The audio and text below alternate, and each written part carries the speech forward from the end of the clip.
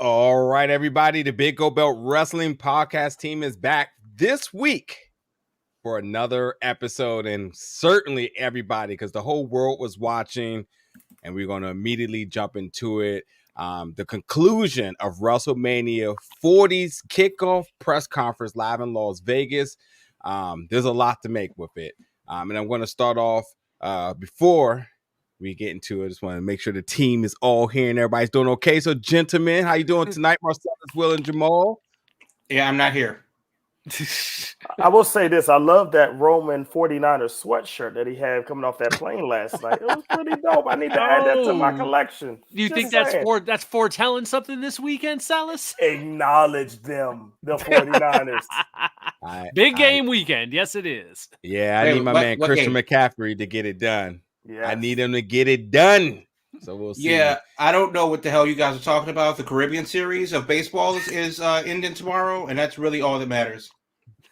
Yeah, we'll just let you stay on Gilligan's Island there, because this is a big week for all things encompassing Super Bowl Sunday, but Las Vegas is heating up tonight with the WrestleMania 40 kickoff press conference. So starting off with that, gentlemen, there was a lot of predictions.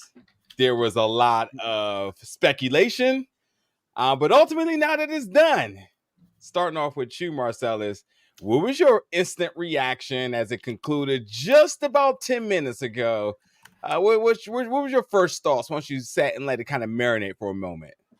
My first thought was actually started with Triple H, or Paul Levesque now, when he came out and mentioned once again, we know the storyline and we talked about it last week, not going to go back into it, but you have to change the narrative of making sure this WrestleMania is about this show and nothing that's going to bring down negativity.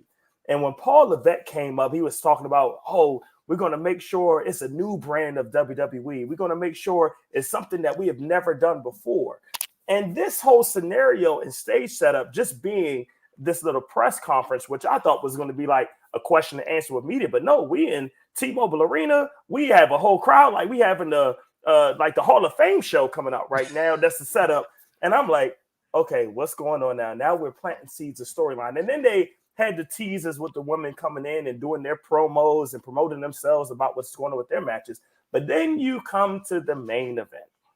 And then you have the announcement of what's going on with X and stuff like that. And I'm thinking to myself, this is probably a prelude of what they're going to do as some of this new content they're going to come out with. And then they had the main event. And I think naturally, they were just trying to go back and forth on what the crowd reaction was and which way they was going to go. So if the crowd reaction had a positive when The Rock come out, okay, let's go this route. And the crowd had a negative reaction, or we see we're going back and forth, we're going to have this route. And I think that's where the talent then comes in. When you have a Rock who's built for scenarios like this, you have Roman, Seth, and then eventually Cody that come out. And I think they naturally fed off the crowd to build a story to what they could do on Peacock to have people talking about it. But the question is, what is my overall reaction? It's still to be continued. That was the question. I want to see how this is going to go to see, where this ends up. And right now, we're just in the middle of stirring that pot to see what we're cooking up that's going to be the final story. So once again, I'm letting it to be continued. I'm not getting too anxious. I'm not trying to go, see what's going on now based on what happened tonight. It's a long journey. We're going to cross country instead of doing a track meet where it's just 100 meters. We got to see how this is going to end. Thank you, Silas, for his dissertation of the event tonight. Sorry. I am going to give you a reaction, and my reaction is very short and sweet for what it was all built to be. T-Mobile Arena, major press conference, Super Bowl weekend. As they mentioned in the pre-roll, all the media in the world is there. While the energy in there is being detailed is electric via Twitter, to me, it did not, in terms of optics, live up to my expectation. I was totally expecting them to go full-blown press conference, everybody on the stage, mics in front of them, name tags, Q&A. The fans are in the crowd, they react, but the press is going to come down there and ask some questions, build some legitimacy to this on the sports level and not just in the wrestling sphere. So I'm just a tad bit underwhelmed because this definitely felt like a glorified PLE pre-show. You know what it felt like to me? It reminded me almost like of an E3 presentation, where it was like they were bringing out, here's our rest in latest peace. things. Rest in peace, E3. Yeah. It had that different kind of feel where it was almost like a presentation as opposed to a press conference. I mean, I guess there wasn't any press involved, but I guess the press is probably being used, probably as we're talking right now. They're probably getting all their press stuff thrown in. But man, that was we've had a wild 6 days since Dwayne has stuck his foot into things here. And the story continues because clearly one way or another, The Rock is going to be involved in WrestleMania, but we still do not know tonight how that's going to work. We started out last week on SmackDown after we had our show last Thursday with suddenly, Cody's going to step aside and The Rock's going to wrestle him. And then all hell broke loose to now it's like, no, Cody's rethought it.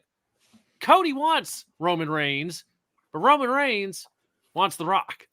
So we got a triangle going on here, and still no clarity of how exactly it's going to shake out. But I'll tell you this: it's damn sure interesting. They got my attention For sure. Yeah. I think the most interesting thing for me is The Rock. It was almost like a rap battle because The Rock brought props. He brought his whole damn family tree out there. He worked the crowd. He gave them the opportunity for what chance he saw. So like, if you're a young wrestler out there, or a young communication student, or just like to watch how somebody can control an audience, there was nothing that really happened, untoward where it was like over the top or anything like that. But The Rock, with the things that he didn't say, was able to control the audience. He knew to let the crowd be the crowd. He knew that what he had to say, what his bullet points was, and he wasn't working against the crowd. He manipulated them instantly when he knew that it wasn't going the way that it was, the typical back and forth. But the long and short of it is that he had manipulated them instantly. And it was, well, is The Rock a heel? I thought we don't want Roman to win. I'm confused. And then Seth Rollins is out there as like, the third wheel, which is, if 3 is a crowd, then Rollins we have no idea why he's there. He got lost in the sauce afterwards. But it's the whole thing was just a masterclass in the art of public speaking on behalf of The Rock. Interesting way that it went down there. As far as the actual substance, it would be interesting. Cody's reaction when Roman mentioned Dusty. We know that's low-hanging fruit. We know that's a low blow. And there it is. It would be, obviously, how does this end? How does this go? That's the question that you all want. And of course, the elephant in the room is a federal judge that's about to send Vince McMahon to prison. And it is very interesting right now that WWE, as far as their main event for WrestleMania, as we are in WrestleMania season, is both of these equally monumental stories. Because The Rock versus Roman Reigns was an eventuality. This is something that we've been telegraphing for years. And now that we're finally here, ironically, it's not the match that people want. Nope. It's also because there's a lot. I really do want to talk about like where do they go forward. But I think we've been doing this long enough to know, like, do wrestling fans actually ever know what they want? And now that it's here, as you mentioned, there's 2 parts to this to me. It's not that it's here. Is it clear where the path is to go? Which is great to me, because as the fan in me, I don't want to know what is to come. I'm looking to be surprised about the different moving pieces. And as of right now, WWE has a great problem because they have a lot of pieces to work with. Thus, as the fan, you can sit back and watch. But then that's the problem with these new fans, is because they can't predict it. They can't look to their their gods of information and leaks and stuff to nail this one, because there's so many things they could do. All of our predictions, we kind of went into this, which actually, let me get this comment real quick. And this comes from Jaleel saying the segment, it was a fire segment in my opinion. It felt actually real. I'm not mad at that. My issue is that you're in Vegas. Invite the uncasuals to opt into this. You got all the big sports media press before it, but did you execute on a sports level, or did you execute in the WWE sphere? And that's where I think they still exist. The Rock, I guarantee the UFC is taking notes. For sure, because they can't 100%. make stars. That's the only thing. The UFC can't make stars, and WWE outside of the Super Bowl is the top tier. Is the cream of the crop when it comes down to presentation and presentee. So like even Disney and ESPN and all these other boxing leagues look and seeing what WWE does at all time. Even I'm probably even getting this booking in T-Mobile Arena doing Super Bowl weekend. How the hell did they finesse that? And didn't even add a price tag to it. You know, this is Super Bowl weekend. Oh yeah, everybody has something to do. How did they get that off of this did nowhere? They sell tickets to that event? No, it was only an hour open to the public. Free, and open to the public. And that is typical. I've been to weigh-ins and I've been to press conferences with the UFC. So it is that's a custom. So I like that. That's what I'm saying. Like when you look at what was the pieces they kind of laid out, I'm just surprised that they really still kept it in the wrestling sphere. I mean, even when you looked at the layout, you saw fans everywhere. Yeah. I was expecting to see a hardcore press area of major cameras, broadcast teams, all that stuff. I was really expecting this to be their first major steps to legitimizing them as a sports entity in the sphere of entertainment, and not just Royal Wrestling Entertainment. No, you can't do that. You can. This is the difference between boxing and MMA, is that if you have the stuffed shirts out there asking their stupid questions with their clipboards, that's not what's going to attract the casual fan. What's going to attract the casual fan is 15,000 people screaming, we want Cody, or 15,000 people screaming. They got that on lock, though. They got it on lock. Yeah, right. So go ahead, Will. Yeah, one of the things they nailed was, and of course was really interesting to watch this, was like, what was the reaction of the crowd going to be? Because Lord knows this week you had folks saying The Rock's going to get booed out of the building. Everybody wants Cody. You know, The Rock's daughter was getting death threats. She was chased off Twitter and like all this drama. And you get here tonight, Rock comes out. He's treated like a god showing up, and then the crowd quickly splits, and it turns into, we want Cody. No, we don't. Yeah. Yeah. It was a 50-50 split, where the no, we don't folks were just as loud as the folks chanting, we want Cody. Now, where I thought they got smart to give this a little spice, to give this a little edge, you're talking about bringing in the casuals, bringing in the sports people that were there. When they went to the part, once they got to Cody bringing up, you're the high chief would be ashamed, and how they didn't immediately have everything break down. They had you slowly realize, oh shit, he didn't just insult Roman.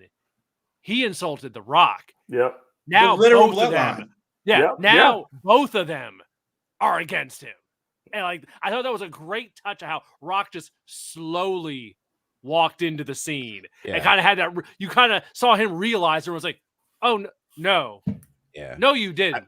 You really didn't just do that. Oh no, that's the stuff that's gonna catch people. They get like, oh, this is real. This is getting spicy now."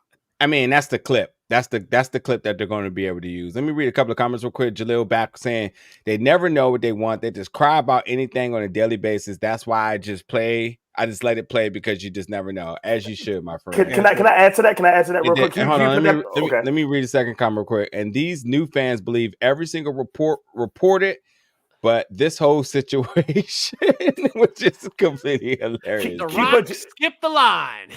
Put Jalil's previous comment that you just read, Nigeria, back up, because I do want to talk about that. I saw that. So I think what we have is a lot of fans, and of course, a lot of our fans are on the Twitterverse, the Xverse, or whatever you want to call it. A lot of our fans are on the internet in basis. They always want to predict what it's going to happen. And sometimes the best thing to do is not predict. You got to let it play out just to see how the story goes. Because sometimes you got to see how it ends. And then when you come back and think about it, how that process goes, you got to think about, maybe they did do the right move, even though the script that you're trying to predict did not going the right way. Hey, that's what we do here, man. It's wild speculation. And it's not even just that. I don't think there's anything wrong with fantasy booking and predicting. I mean, we do it all the time. But that what you want to think is it has to be that or the Bible. Yeah, exactly. People out here be trying to sign predictions in blood, and then after that, they're trying to resurrect things from out of the crypt because it's that serious for them. I get it, and it's just what it is nowadays. You just really got to just put yourself in smart pockets to enjoy this. Otherwise, you're just consumed by the almost the lust to always have to be right and have to know things, what's going on behind the curtains and so on, which is just tiring to me. And even working as press, I don't even care. I draw the line from what I could know outside of what I'm just willing to go with. So Myron Kidd says, who's going to back up Cody against the Bloodline? That is the question we need to talk about. So shifting to the next part of this is, so we talked about our quick reactions. There's also some other little things to pick up from all of this. The first thing I thought was interesting is Cody didn't get his music, which is clearly way over. But he instantly comes out and interrupt. I thought that was an interesting decision by that. I think that was on purpose, though. I think that was on purpose because they were running late. Okay, cool. Yeah. And I think the one thing about The Rock is he's the boss. And I think as the boss, he feels like he potentially can control everything, and or if there is anything, he can assume whatever the punishment is behind it. So but it took him a minute to get the crowd under control, though. So 1,000%. He definitely had to to let that settle, because there's no way he was going to get through the program. There's no way that he was going to present the physical bloodline with the crowd trying to shout him down. He let them have their one chance. He let them get into their own business, and then he rolled with it. And then that took time, because if Cody had his actual entrance, 30, 45 seconds. Maybe he brings that damn dog out. Who knows? But the point is that The Rock went long, so Cody had to get cut short. 1,000%. I'm with you there. So that was one of the big notes I picked up. I talked about just the aesthetic of the stage. No seats, no mics, no any of that. Again, felt like a glorified PLE pre-show. And then I think the pivots, which we need to talk about here, is we thought it was locked that it was going to be Roman. I'm sorry. They presented to us that it was a lock, that it was going to be Roman and The Rock. And it had the graphic up there. And in my heart, I said, that's it. That's it. Ain't no coming back from that now. Cody comes out, they pivot.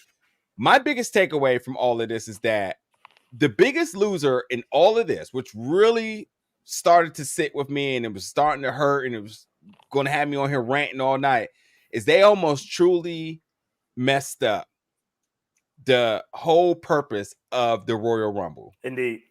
Yeah. If you can't invest in the Royal Rumble, if the reward of the Royal Rumble can just be pivoted because of star power or business, correct. The legitimacy of it goes away. You can even question it on the duality of it within the women's roster too. Can anybody else decide can Charlotte just come back and say, you know what? I'll just jump to the head of the line. So I'm very glad that we look like we're getting Money in the Bank. I mean, before Money in the Bank was before a WrestleMania or Elimination Chamber or the other caveats they put in there where the Royal Rumble didn't matter. Like, you win it and then somehow you lose it. You lose the right to do a thing if you lose Elimination Chamber or if you lose Money in the Bank or whatever. So they definitely, like, the Royal Rumble was not never, but it hasn't been the ironclad lock that it used to be. It 1,000% has been within at least the last, and Marcel, you're the historian here, and I can confidently say at least 15 years, because it was at our least get you one of the titles. It was absolutely the appeal of going, because you knew that the Royal Rumble, because of it being a gimmick match and how fun it is, but you also kind of started to get that chill in your body, like, yo, this potentially could be the match. And that's when the fandom really starts to come out. But again, if you mess up the legitimacy of that just off of The Rock coming in, I mean, beyond you just not being a fan of the match or what it is, you just hold them. You can now really have no true investment into a Royal Rumble, because it may never equate to anything, because any pivot can happen at any time. And So just to add to that, I'm sorry, just to add to that real quickly, just to go on that, I think when I felt that feeling that you just mentioned was WrestleMania 27, when Alberto Del Rio actually opened the show as the Royal Rumble winner when he went against Edge. And that's when I felt like, hey, you're the Royal Rumble winner, but then you open the show for WrestleMania, you don't even main event. So that's when I started to feel that. But please continue. No, and I'm just to throw it to you all. So now we know that we got The Rock. Looks like he's turning heel. Looks like there is not a Rock versus Roman. There's not a Rock versus there's not a excuse me. And then it looks like it's more of a Roman and The Rock, the bloodline. I mean, even The Rock pitching that this is the biggest WrestleMania match of all time. There's a lot of different things I would kind of thrown in there. So to get your reactions about the developments of the night, starting off with you, Will, was there anything that you truly bought into, or was there parts of it that you just kind of just felt like they were working the program tonight? Yeah, the most intriguing part to me now is this idea that The Rock and Roman Reigns are aligned against Cody. That is the curveball that got thrown at us tonight that I'm loving, because now we got 2 whole months of what are they going to do? Are they going to stay on the same page? Is the bloodline going to be hunting down Cody Rhodes? How does The Rock figure into this damn title picture and all this? Are we building to a 3-way? Are we building to something like a 2-night deal where, like, on night 1 you do one match and then you do the other match the second night? There's options here. Like you were saying, the best situation that WWE's in right now is they have options and they got 2 months to explore them. So, hey, Will, do you think Rock and Cody had that agreement in the ring about not attacking Roman head on and sort of an unpredictable measure of attacking him, and The Rock kind of coming in blind as he's trying to align with him to kind of work this angle as if The Rock is a muscle for Roman, only to have him little swerve coming? Little swerve coming to solidify Cody when it. And listen, the same recipe of Roman winning all the time now is a little bit deferred because he has The Rock in his corner. He may not need Solo no more, but The Rock doesn't the swerve. I don't think he's going to stay aligned the entire time, which could possibly lead for a SummerSlam match down the line. But could The Rock be playing infiltration right now? Right. Getting behind enemy lines. He very well could be. Hell, we got 2 months to explore all that. I gotta jump in the chat here really quick because Marley Colbert here, he booked a hell of a match here. Cody, Seth, and Jay versus Rock, Roman, and Jimmy. So you got the Usos on opposite sides. We got something for Seth to do. We got Rock and Roman together. I mean, I doubt Rock's gonna be doing many matches, but man, that is a hell of a 6-man tag right there with the bloodline against Cody and some folks to back him up right there. Easy money for Perth. Don't need to have any of those titles on the line. But yeah, my last thing really quickly about all of that is I was not buying that The Rock versus Roman at WrestleMania is the biggest match of WrestleMania of all time. It's not. It hasn't built to that. Yeah, sure. On the entertainment side, it's a big deal, but not wrestling side, not the storyline side. And you could throw the bloodline stuff in there in the PowerPoint presentation he gave. Hey, was Nia Jax on there? I was looking for her name. Yes. She was down to the bottom. Okay, cool. Jamal, what's sort of just with the developments of the night, all the possibilities, the swerves that could potentially unfold, this new alliance that could actually be legitimate with the bloodline, the new bloodline. What's sort of your thoughts on that note? Yeah, here's where I don't care. So you have the bloodline, and you have Seth Rollins. Poor Seth Rollins lost in all of this. He's going to have to find something to do. WrestleMania is still 2 nights, and for the next 2 months, you expect me to hold on to the coattails of whether or not I want Cody to finish the story, or Roman does, or The Rock just casually walks in. As far as I'm concerned with The Rock, he needs to prepare for football because the UFL season starts right around corner, March 30th. Yep. Isn't WrestleMania the 31st? Yeah. No. April 6th. April 6th. So we got it. Okay, cool. Yeah. So that's all I care about. That's number 1. Oh my God. Number 2, baseball. Number 3, it's like the most interesting story in WWE to me, honestly, is what Bayley does with her Royal Rumble win, because you do have other factors going into with Charlotte coming out, and then of course that's kind of the thing that's been lost in the shuffle because of The Rock. The Rock is what, 700 years old. I'm not saying that he can't go. I'm not saying he doesn't look the part, but do I need to see another Rock match? I don't. Do I need to see any Roman Reigns match ever? No, I don't. And if Cody, should he finish the story? Well, he lost last year. So as far as I'm concerned, he finished the story already. It was an L. Jamal Nairacha. It's safe to say we won't be seeing you watch WrestleMania this year. Oh no, I will literally be in a baseball stadium because it's opening weekend that weekend. But no, I don't care. That's just for me, and I understand where it's just like, how can you? It's the biggest thing. This is probably this is more on the sports entertainment side than it is the wrestling side. I don't think that Roman Reigns is capable of giving me the wrestling match that I want to see if we're talking high profile wrestling action. Full stop. With that said, though, as far as who I want to pick, you're picking between a guy that hasn't done it in a while, the guy that doesn't do it very often, and the guy that allows to the guy that doesn't do it very often. And I'm supposed to care about that. This is supposed to be high drama. UFL starts March 30th. Let's go. Go Birmingham Stallions. Will and Marcellus, who possibly could care here. What was the chances that Roman called out Seth on that stage? Did you ever think it? No, I did. It never came across my mind. Yeah, there's bigger stuff in play here. Yeah, bigger stuff in play.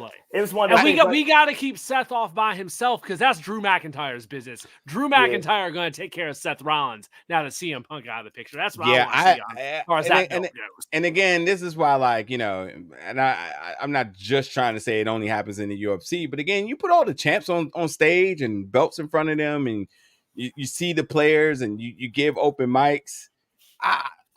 Why not, Roman? You unified the title before. Why not call Seth out? Why not add that drama, that tease, that extra level of unpredictability? Sure, it doesn't make sense in terms of the storylines, but why aren't the champion? If you're the top dog, this is what I started to really start to disengage. What is your beef with The Rock? Why did you pit him? And then it's two heels. Instantly, you can tell that the heel was coming out of. Well, is The Rock a heel, or are fans just wanting Cody? So, I think they're spiting a heel now, Cody, and he had to go with it. So, obviously, calling them Cody's crybabies is going to obviously not endear him to fans, but it's still to the point where it's just like, well, if that's what they're going to give me, let's go with it. Yeah, Hollywood Rock, here he comes. Yeah, and Myron Kidd said The Rock is going to be all over TV, sports TV in the next couple of months. A Grand Marshal for Daytona 500, UFL coming up in March. You're entirely right there. I'm just saying that.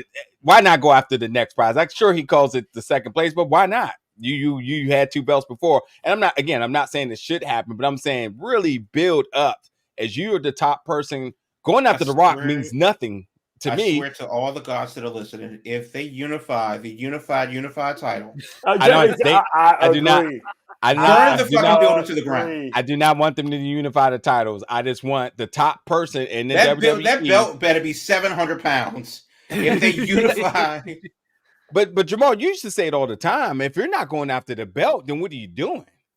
And that's my thing. If you're not going after the title, even in every other sport, people jump weight classes to go after another title. No one, except for Floyd Mayweather, decides who's out there for a paycheck. Marley's got it. Our guy Marley's got it right here. Roman made it clear he does not look at Seth's title as a equivalent title. It's a waste of time. It's the B team title. What we've been saying. This is the Junior League Championship consolation prize. Yeah. I guess to everything I said, it just only makes Seth Rollins being on that stage. That's an L. It just doesn't. It just. For him, in this situation, yes, he did not come out of this situation looking good. Right, he did not. He literally came out there and said, "Hey guys, I have a belt too," and they literally. What about me? They absolutely laughed at him. And Roman said that he took his wife's shoes to walk to work today. Yeah, So before we get to our half here, so what are we buying with this alliance now with the Bloodline. The Bloodline 2.0, we'll call it. The Rock is saying if you talk about his family, you talk about my family. It's our family. It's all the same blood. We are Terramana family for everybody. Where do we go with this? Where do we truly go with this? We have Elimination Chamber, and then do we have anything else between that? No. No. And then WrestleMania. But I'll say this one thing that I think that could break the ice of this, that could bring clarity of where this goes, is a person that did not speak tonight. And I think this person could really open up a can of worms with a great promo, and you just need him and Cody by himself, and that's Paul Heyman. I think Paul Heyman can be an X factor in this whole story, and I think depending on what he does, can open to where this thing may go. I think I'm surprised Paul Heyman wasn't on that chart.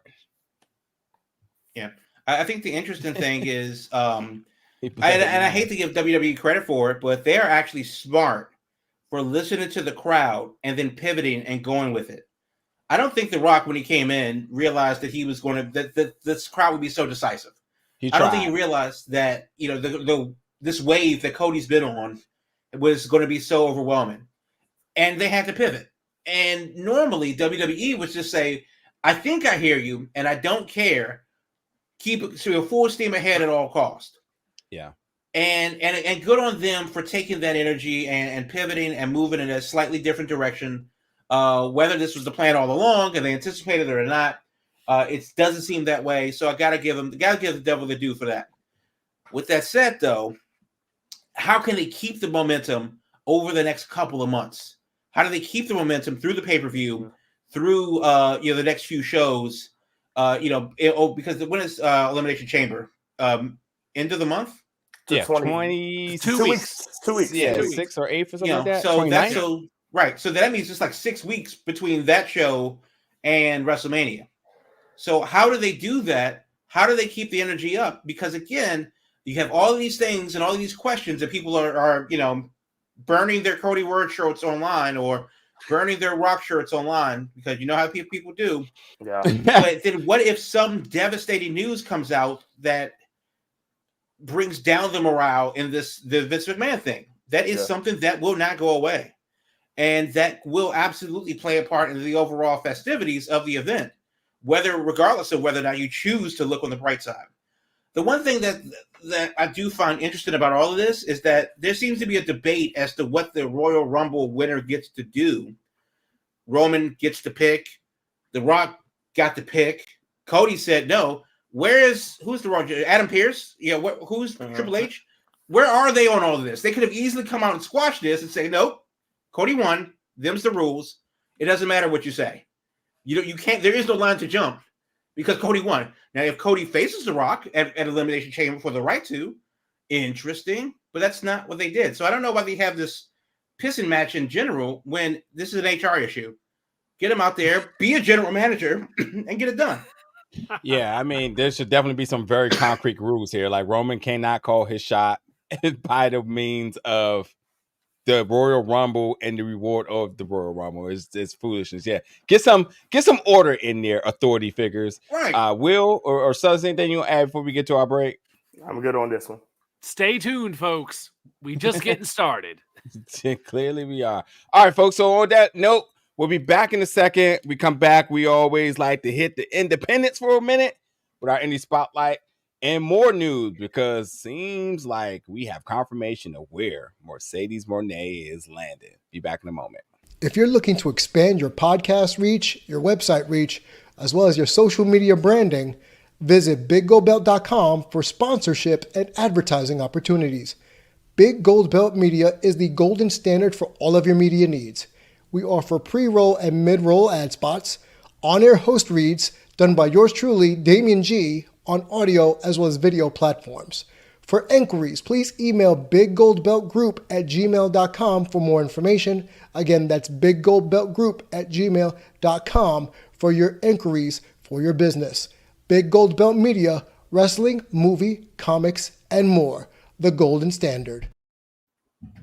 All right. And as I promised, once we come back from the break, we hit the indies for the indies spotlight. Jamal, it's on you. Yep. So this week we're going out to beautiful Hendersonville, Tennessee, which is in the Nashville suburbs to the north. for FXE Wrestling presents Crush Live. That's February 18th at the Bluegrass Yacht and Country Club. That's 550 Johnny Cash Parkway. That's how you know you're in Tennessee when you try to make a charm down Johnny Cash Parkway. But it's in Hendersonville. Doors open at 4:30 Central Time. Doors open at 4. Show starts at 4:30. It looks like it's going to be an interesting show. XXE Wrestling is one of those training academies, out there in the mid Tennessee area. So a lot of good names have come through there. Looks like an interesting show. It's February 18th, Bluegrass Yacht and Country Club out there on Johnny Cash Parkway in Hendersonville. You can get tickets, fxewrestlingnetwork.com. You can click on the big banner that says Crush Live. And of course, if you're out there in the greater Nashville, Hendersonville, Clarksville, Central Tennessee, Memphis, the Moon, I don't care where you are, but where you need to be is FXE Wrestling. Crush Live, February 18th, 4 o'clock. And that's in Central Time also. That's very important because if you're driving through that area, time zone does change quickly on you. So that's 4 o'clock Central Time. It's Hendersonville, Tennessee, outside of Nashville. And that's the Indie Spotlight for this week. Thank you. Do we have any more y'all want to talk about with this kickoff show? I think there's a lot, there is a lot. I think the biggest, one of the bigger surprises to me is that they actually got the T-Mobile Arena. Because I did think that they were going to be in the convention center or something like that, maybe Mandalay. I didn't even know they were in Vegas because when I saw the ribbon, I was confused and I thought damn, they must be at SmackDown, wherever SmackDown is this week, because they're clearly in an arena. You can see that they have the ribbon set up, but the stage looks weird. Well, how are they going to do that? Yeah. And then, what time's it in? 8 o'clock. Oh, that's weird. Oh, it's Thursday. Oh shit. Well, where is this happening here? Right. But for them to be able to do that and then fly to wherever SmackDown is, just shows that how important marketing is, even for WWE. It doesn't matter how big of a company you are, you still have an opportunity to reach the people, and goddamn it, that's what you got to do. Yeah. This was definitely a Nick Khan special of, we're going to go to the city the Super Bowl's in because all the media will be there. We're going to set up shop and just, here you go. Because otherwise, the WrestleMania press conference, WrestleMania kickoff should have been in Philadelphia. This was clearly calculated to be biggest weekend of the year for sports. Oh, we got a little something for you. We want to let you know WrestleMania is coming. Oh, here's The Rock. So, get everyone over here to check. But I also think that this is have footprints of and handprints of Endeavor as well. Because it was definitely a MMA, boxing, UFC type of a press event, and whatever press were there were fine. But WWE has never really acknowledged the press.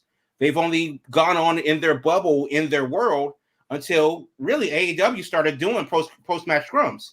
It's the Cody recipe, that philosophy that definitely came with him, without a doubt. I mean, the media calls, the press conferences afterwards is definitely Cody. So that was not really in their wheelhouse up until very recently. And now, merging with Endeavor and TKO to form TKO, we're definitely seeing of that style of branding, because you're absolutely right. Why would you promote a show that's too much down the road for an hour, 3,000 miles away from where the show is? Yeah. Make it make sense. Oh, it's Super Bowl weekend in the city where the place is. Yeah. Oh, okay. And then they're right. I talked to Will before the show. I mean, they definitely tapped into their marketing and promotion budget for this, and it was the right thing to do. First of all, it's a huge flex, as we have not said the word, but it's a huge flex to say we got the T-Mobile Arena Super Bowl weekend. All of the major press is already in town. I know it's Thursday, but they've been working press for about the last 2 weeks. Since Monday. Yeah. Those folks are there. And hey, Rock, Pat McAfee, hey, can y'all call y'all ESPN, y'all blah blah blahs? Come right down the street. Get them in here. We're right here. Oh, doors are open. We'll give them access and so on. I've just read on Twitter from Nick Hausman that they denied most of the media and press access. I'm going to say that they probably did deny most of the us. Right. Yeah. But they were looking mainstream. They wanted the big name folks from around the world that were in town for Vegas. Right. Let me say this. ESPN, every channel, every location. Yeah. Right. I'll say this, just the way you guys are talking, that's how the internet is buzzing right now. You got reactions. You had a big promo. It was successful. And don't forget that SmackDown's tomorrow, which is Roman's show, which Rock may be on there. Cody may be on there. It's going to feed right into that. And this is where we are. WrestleMania season. And like you even said, build on the Super Bowl, which is the biggest event this week. Let's move it into WrestleMania where you have nonstop talking about WWE. 1,000%. That's how, and to Jamal's point, that's how we got to keep the momentum going. You got to make sure every show is hitting on all cylinders. I even like and want to tip the hat to Punk on commentary and Big E. They added a level of energy that got you invested into it. I'm sorry. This is going to sound crazy. Maybe not. I'm sorry. You're going to have to take a look at some of those other folks that they be using, such as like the Sams and get the Big E's and get the Punks. Get these folks that, and while they do serve a good purpose, the energy that I know what it feels like energy is what they're going to need on commentary at all time. When Punk talks about like, listen, you got him in the mouth, regardless if you know the stories or not, you believe that because you're like, oh, that guy's been to the top and Big E's been to the top. I get it. We're going to buy into that. So it's going to be a lot of that to do. But I think to Will's point earlier, and this is my last comment is, under the TKO brand, everybody can learn from one another right now in terms of building the momentum to these big shows, press conferences, something in equivalent to weigh-ins, multi-city press runs, do the thing, hitting on the synergy of other events. You know, I'm not sure what else big sports-wise is coming up that they could use. The UFL, you got to market on that. March big Madness, deal. Daytona 500, Indy 500, UFL, basketball All-Star games got to be soon. They got to do some big rollout in Philly since Philly's where WrestleMania is going to be. Yeah, because Philly's right now is the bottom of the barrel in terms of the relevancy. No one cares about Philly. This is what I said to you earlier. Any day. Nobody cares about Philly. Any day. Every day of the year. Not at all. Yeah, not at all. And it feels like it's already a foregone thing because we were so much predicting that the announcement of Vegas, which did not happen tonight. Did not. I'm sure they're talking to people while they're there this weekend. They're seeing everything that's set up right now. Nick Khan had no fun in the last 3 days or 2 days. He's all work right now. But again, Philly, they're going to have to build up Philly. They're going to have to build up. The tickets are sold, but they're going to have to build up the aesthetic, the place to be, to run in those small businesses and everybody else that's going to be able to the benefit from this. They're going to have to do all that work to make that the place to go. Marcelo says it all the time. We like New Orleans because everything's right there. Right there. You're not walking around Philly. Nope. No. Spoiler alert. No. You're not walking around Philly, whether you think logistically it works or if you know what I know. Nothing there. No. Like unless you're a parking lot enthusiast, there is nothing there on Broad Street and Patterson Avenue. There ain't nothing there for you. Anyway, let me move on. And shout out to all the wrestlers that showed up today. They did a really good job of working the stage and bringing the excitement to it. The news now, AEW Big Business was just announced by Tony Khan as his next big announcement, which was partially spoiled by not a reporter or journalist, but by the goddamn TD Bank Arena itself. They had to put out the show pretty early. So Tony Khan and Tony Khan promoter he still sold it as the big deal, Big Business, their next themed television show. I'll never understand that. There's a lot why a huge announcement is a show announcement. Yeah. It's a very special episode of Dynamite. It is. And the reason I said the same thing last night, and the reason why he does is to drive ticket sales because now it's a big deal. You know what? As a sneakerhead, and Silas, you'll know too. Yep. I'm not sure if you two used to collect shoes, but the moment you put a name on a shoe, the hype beast goes crazy. And I think it may be the same logic of him saying, this ain't just the Dynamites right here.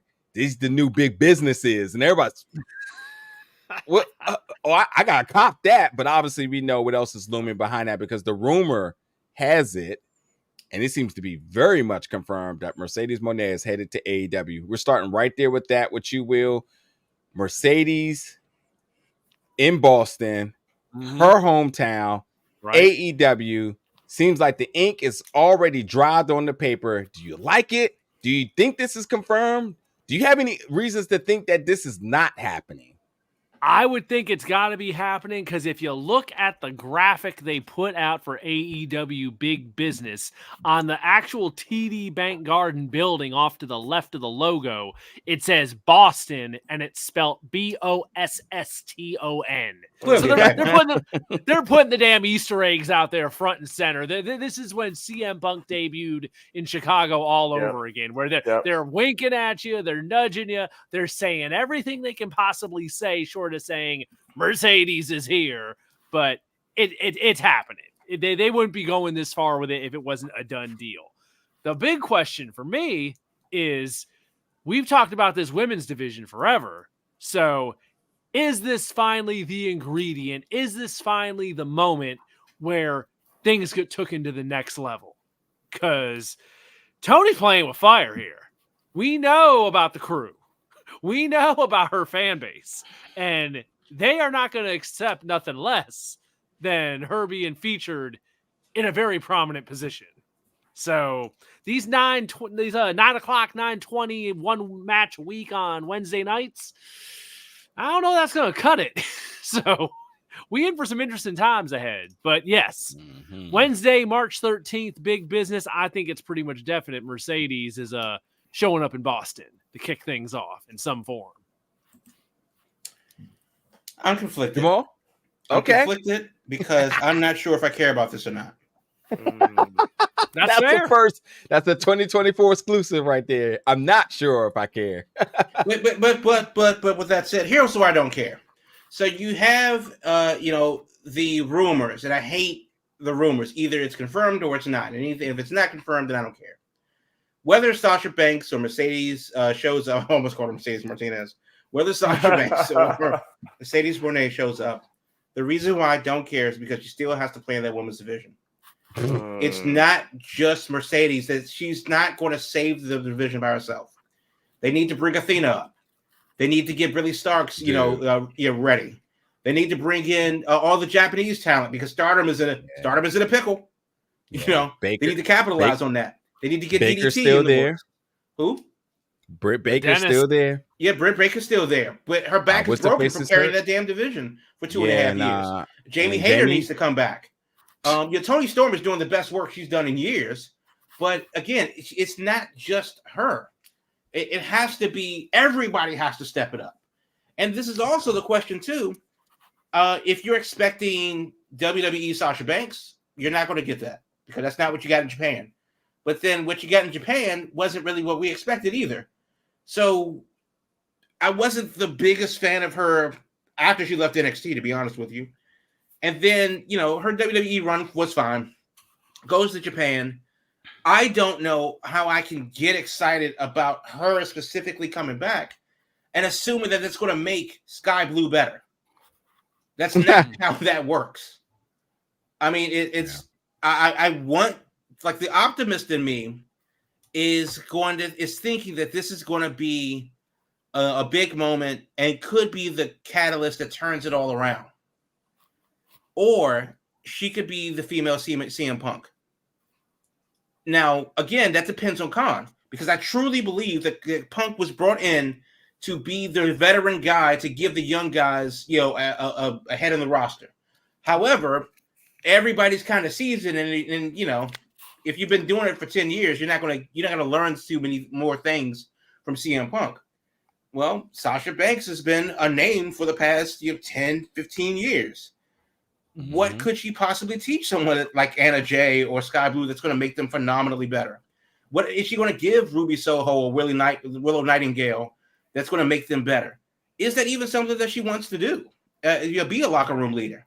So it's obviously all of those things are up in the air. But when it really comes down to it, the thing that we're going to see on TV is a big fish in a small pond. Yeah.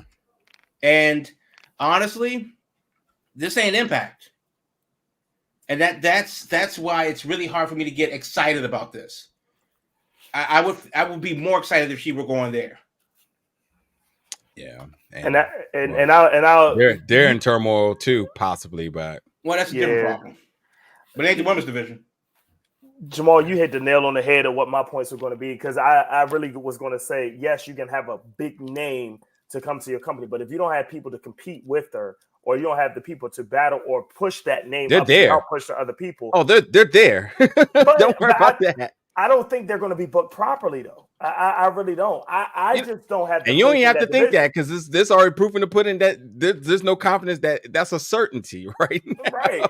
Like the first night, like it's going to be boom, big impact. Love to see you there. Mercedes Mone in Boston. The pop is going to be epic. But then you got to follow up something the next week.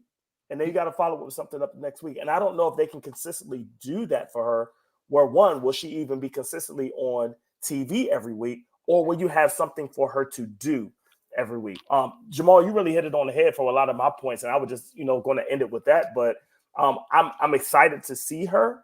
I want to see her do well. I want to see her continue to bloom to be one of the best women in wrestling of all time. But is that going to happen in AEW? I don't. It's going to end up back in WWE at some point, where that's going to be the epic conclusion to her story, no pun intended, about what she needs to do to make sure she solidifies herself to be that greatest of all time. Go ahead, Will. I mean, here's the thing. No matter how they use her, is she the ingredient that can finally get more time invested in that damn women's division? Can we get to 2 matches now on a show? Because if one of them is going to be her, what year is this? if one of them is going to be her, to say they bring her in and she's feuding with Toni Storm for the title right off the bat, then okay, that's the one segment. There's your one match. There's your one thing. Yep. Rest of the division now is dead in the water because they're the that's it. They get the one segment. So is she going to at least get us to a match an hour, please? I mean, the way I'm looking at it is like, if it's ever going to happen, if Tony's ever going to invest that time in the division, this is it. If he's not going to do it here for her, it ain't going to happen. No. Mercedes Mone has to be it. This is the perfect storm of he's got to step it up now. And otherwise, if he doesn't, that's it. I mean, he might as well just fold the division if he doesn't. Just don't bother with it, because clearly it's not a priority if he's not going to do it for her to get her in there. Jamal, before you rebuttal, I just want to say all the names that you named in AEW, you have to really tip your hat at the women who has been putting in this work for almost nothing that they're being given. And it's crazy. And while there is a measure of respect for Ring of Honor, it's crazy that Athena is not on television every single day, easily accessed. You have to go search through the dark web. You might have to get on Ask Jeeves to find Athena. He's still alive. She might be on Cliff Notes at this rate, because you're bringing me back to high school now. Wow. The IRC chat room somewhere. Angel Fire to download Athena. Oh my god! That paywall of honor is steep. Is LimeWire going to be next? You're damn right. She's on LimeWire. I got Kazan ready to go. Kazan, yep. Oh no! It is a shame. And so with that, it's just hard. It's hard for me to think. Well, Athena lacks nothing. We knew that. So. You bring in Mercedes, and she is easily your biggest star, just because of the brand she has. But that doesn't still measure for the recipe to success. I mean, shout out to Jay Cargill today, working the press conference right now in Vegas. You see also just had a commercial. Yeah. Star talent, star power, and Mercedes doubles or maybe triples that, for everything that she's done. So that tells me if you couldn't handle Jade, you're telling me that you're just going to just all of a sudden get it right with somebody that is bringing in 3 or 4 times the capacity? I don't know. So I think there's a legitimate problem both in the ring and out of the ring, because Mercedes, the biggest thing is, and I was going to ask this initially, well, who's the biggest winner in this scenario? And it's clearly AEW, because they get a star, but it's not for her. She gets a check. Her brand doesn't grow from this at all. unless not getting there's the platform, that's for sure. not at all. Unless there's some type of verbiage in there where she's able to still have all of her life and collect this as a check on the side, then so be it. I mean, fine. I think everybody should do community service at some point in their life. But I mean, I just don't see how this is legitimately a move that enhances her for everything that we know her to be. She goes to AEW. She works. Excuse me. She was to go to WWE.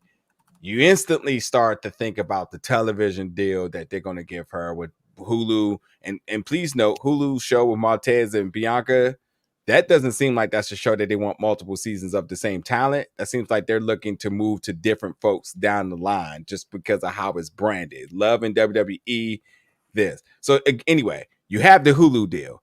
You have the NBC Universal deal. You have the Netflix deal. You have $7 right there with The Rock. There's a lot that you can do outside of that. Just on that alone, you look at Mercedes, you like, I instantly need to do something with her. I don't think they can handle it in the same capacity. And tell me if I'm wrong or if I'm just ranting ridiculously here. I just don't see it. I think the big thing that happened with her in WWE is just there wasn't a spot for her to fit in right now in a top position just because they are so crowded with women right now. And they have, and they just brought up Bianca too. So it's like they have new faces they're ready to plug in that are in the mix. You got your Baileys, you got, you know, Rhea killing everything. You got Becky, you got all the stuff going on with Nia Jax. You got Charlotte with a knee injury. It could be back, you know, any damn time. And of course, the other factor with Sasha there when she was there is she's done it all. She's main evented WrestleMania. She's climbed the highest mountain there. So for her to come back to WWE, it was just going to be the spot wasn't there. I think that was the big problem. It's just the spot wasn't there. So AEW definitely has a spot for her, but the trick is going to be utilizing her. And just that's the problem because how many people have we seen come over as the shiny new toy, and within a month they're just another face? I mean, that's not something that's unique to her coming in. It's just got the added twist of it's the women's division on top of this, where it's an extra hurdle they got to climb. But yeah, the track record's rough for new faces that go in there. It just, where's she going to be 2 months from now, 3 months from now? And I don't know. I don't know. Also, I mean, I don't know. I think the other thing too, I mean, look at Becky right now. She's not wearing the title, but she's in a good position. I think. I think they made it very clear that it's going to be her and Rhea. Yeah, her and Ripley. And Rhea are going to be. That's going to be the WrestleMania match. So Becky's in a prime spot. It looks like. I mean, you can say that, but Bianca's also in that elimination chamber too. It just isn't an easy given right Jade there. got her name all over it. Jay's in that too. I mean, sure, but I mean, I don't want the Jade and Bianca match. I don't think you have to. It feels too early for that. Personally, Black History Month. Definitely not. Tag them though. Tag them. Bianca hasn't done tag. That's what I would like to see. Give them a tag run first, and then you do that match maybe next year at Mania. Yeah. So I don't know. We'll see if Mercedes is to come out. We'll see what that reaction's like. And hopefully this is the true moment, the turning of the page where we start to see 2 matches and certainly enough, the world deserved the hard work and the world deserved moments that these women in the AEW roster deserve. So 2 matches is not a big ask. It really isn't. But for some reason it is apparently. Well, 2 matches in 5 hours of TV. Yeah. And God knows if anybody know we're on Earth is Carmen Sandiego or Athena. Please let us know. You and your throwbacks today, man. My God. It's also a thing too, and I just remembered. You got to remember that she's debuting in March. AEW gets ripped apart because of March Madness. So that's right. So they are going to have to strategically bring her in. Obviously, everybody has the date set of March 13th, but as the tournament goes on and Dynamite gets preempted, Rampage gets preempted, they're going to have to use her just very carefully because either people are going to miss it, or they're going to, or they're just going to have an opportunity to not have it cohesive enough. Because the problem has been the booking, it's been the consistency, it's been not enough. And real quick before we get out of here, I just want to ask one question because Will, it reminds me of what you said about Adam Page when CM Punk came in. Right. Well, if Page is on his way up and Punk comes in, where does Page go? And we saw what that looked like. Now, if Sasha Banks comes in, Mercedes Mone comes in, and let's say the Sky Blue, who was on the way up, like for whatever reason, she's on the way up. What happens to a person like her? What happens to a person like Tay Conti? What happens to a person like Ruby Soho? Down the card. Yeah, exactly. There is no NXT, so it's you can't go lower than Rampage, but that's kind of the problem. Short of Tony Storm and the Dentist, who are probably safe, everyone else take a peg down. Well, I would say Hayter's got to be coming back soon. Yeah, it's gotta be. Yeah. I so mean, even people like Rio too is like, what are you going to do with them? Who instantly gets the crowd going at any time. She's nuclear hot, and they just can never keep the acceleration on her. Yeah. I know we're at our hour mark, but I definitely want to take one quick moment to mention the Scott D'Amore firing at Impact Wrestling, TNA, where it looks like Anthem has made a decision from above to have now more control over the brand.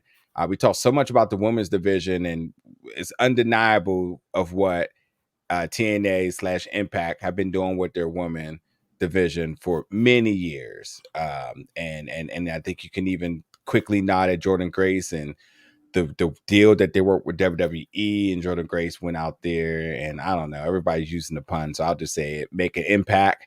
But I think the biggest consensus of that is that these Impact women and Trinity, Naomi, the same, they're working at 150%.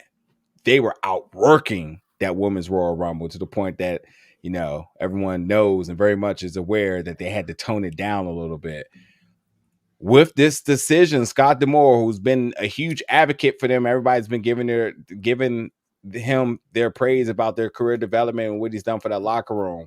What is your thoughts, reactions, predictions to the future of TNA with this announcement? Hootie and the boys are back, and it doesn't seem like it's a joking matter this time. Will, what do you got? It's really concerning with the way that relaunch just happened, and it went so well, and Jordan's appearance on the Royal Rumble.